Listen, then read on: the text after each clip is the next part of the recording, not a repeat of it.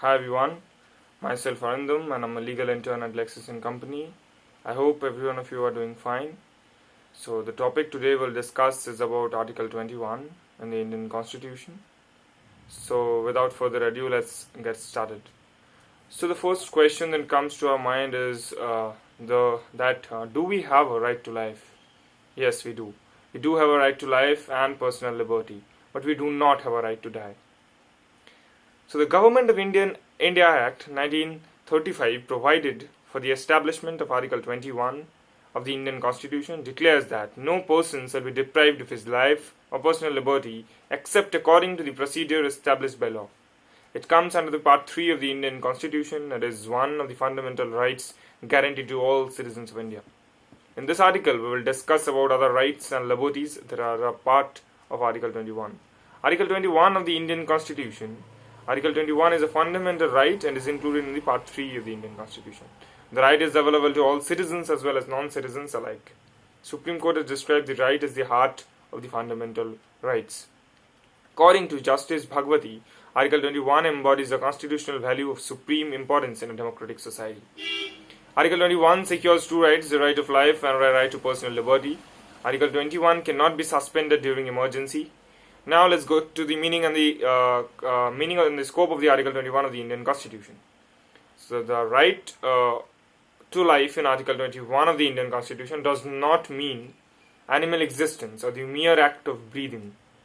It guarantees the right to a dignified life. Some of the rights that are currently included in the ambit of Article 21 includes right to live with human dignity, right to decent environments including pollution-free water and air, right to livelihood, right to privacy, right to shelter, right to health, right to free education up to 14 years of age, right to free legal aid, right against solitary confinement, right to a speedy trial, right against handcuffing, right against delayed execution, right to travel abroad, right against bonded labor, right against custodial harassment, right to emergency medical aid, right to timely medical treatment in a government hospital, right not to be driven out of a state, right to a fair trial, right of prison to have necessaries or necessities of life, right of a woman to be treated with decency and dignity, right against public hanging, right to hearing, right to information, right to reputation,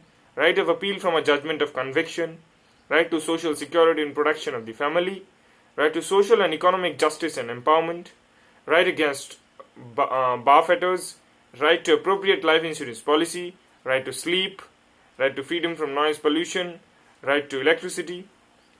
Now, let's look at some of the historic judgments that widen the scope of Article 21. In the case of Kharak Singh versus the state of UP and others, the right to privacy was included in Article 21 by this case. Sunil Batra versus Delhi administration. In this case, the Supreme Court deemed that the fatal handcuffs for the convicted person as unconstitutional and it suggested inhuman behavior towards the prisoners. The court reiterated the clause protection to convicted and accused persons under Article 21. Mohini Jain versus State of Karnataka in the year of 1992, the Supreme Court held that right to life also includes the right to education. In Unnikrishnan versus the State of Andhra Pradesh 1993, in the case, Supreme Court fixed the age of the right to education is a fundamental right to the children for the age of 6 to 14 years. In the case of Subhash Kumar versus State of Bihar, the Supreme Court included the right to get pollution-free air in the ambit of the right to life. In Lakshma Devi versus Attorney General of India, in this particular case, the Supreme Court made the execution of death sentence at a public place unconstitutional. Now we'll get back to the important cases related to Article 21 of the Indian Constitution. So there are very two important case laws as such. The first one is A.K. Gopalan versus the state of Madras in the year of 1951, and the next is Maneka Gandhi versus the Union of India in the year of 1978. So let's first come to the first case in the year of 1951, A.K. Gopalan versus the state of Madras.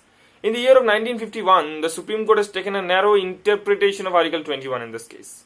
It held that the protection under Article 21 is available only against arbitrary executive actions and not from arbitrary legislative actions. This means that the state can deprive a person of the rights available in Article 21 based on law. Maneka Gandhi versus Union of India in the year 1978, the Supreme Court overruled its judgment of the A.K. Gopalan case by taking a wider interpretation of Article 21. It ruled that the right of life and personal liberty of a person can be deprived by laws on the condition that the procedure prescribed by the law is reasonable, fair, and just. Further, it clarified that the right to life does not merely mean animal existence. It held that all those aspects of life which go to a man or make a man's life meaningful, complete, and worth living will be included in this. So this was all about Article 21 and its constitutional validity. Do remember that Article 21 is one of the most important articles in the Indian Constitution and is also called the heart of the fundamental rights. So that was all for today. Thank you.